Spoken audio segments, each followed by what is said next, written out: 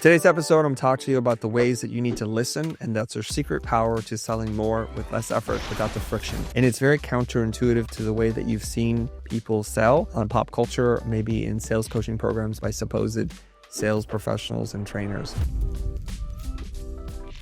What I've come to realize that, especially coming from the point of view of an introvert, one who likes to listen more than speak, ultimately that became my secret weapon to selling more. Let me expand on this. If you're doing your job well in the sales process, it shouldn't feel any different than you catching up with a good friend to see what's going on in their business.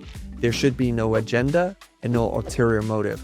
I've mentioned this to a couple of people. Do you notice how that when you're talking to someone, you could smell their agenda? So what they think is a secret agenda is a not so secret agenda. When somebody's on stage and they're speaking, you can smell the book sale coming. You can smell the sales program or the coaching or the mastermind coming.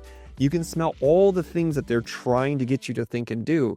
How does that make you feel? And does it take away all the goodwill that was supposed to be there? You already got us in the room. We're already listening to you. We're looking up to you. And by doing these things, you undermine your own goodwill and authority. What you really want to do is to be able to sit apart from a person, engage in dialogue, not monologue.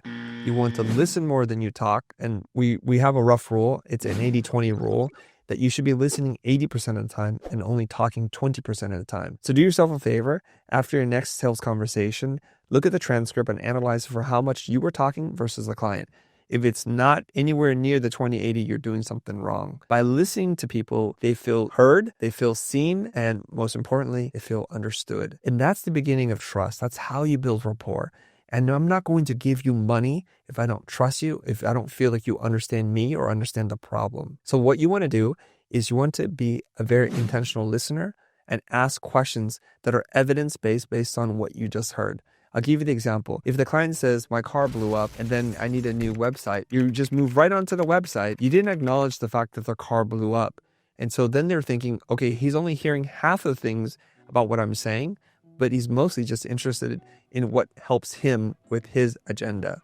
And this is really important. The worst version of this is you don't ask about the car that exploded or the website that they need help with. You ask some other random question about a video marketing effort or social media podcasting thing that you want to do. And so they're sitting there scratching their head. Now, most people, especially in America, are quite polite. They'll go along with you. They'll answer your questions. They'll entertain this. But you know what they're really thinking?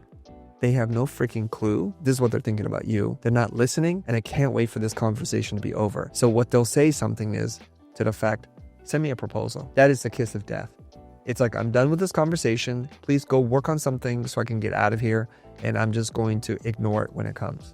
So if you want to avoid clients ghosting you and hearing all kinds of false leads or feigned interest in what you're doing, become really interested in them. To be interesting, be interested. And if you can do that, the person's going to feel, if all things are equal, that you are more qualified to do the project than the next person they're going to talk to.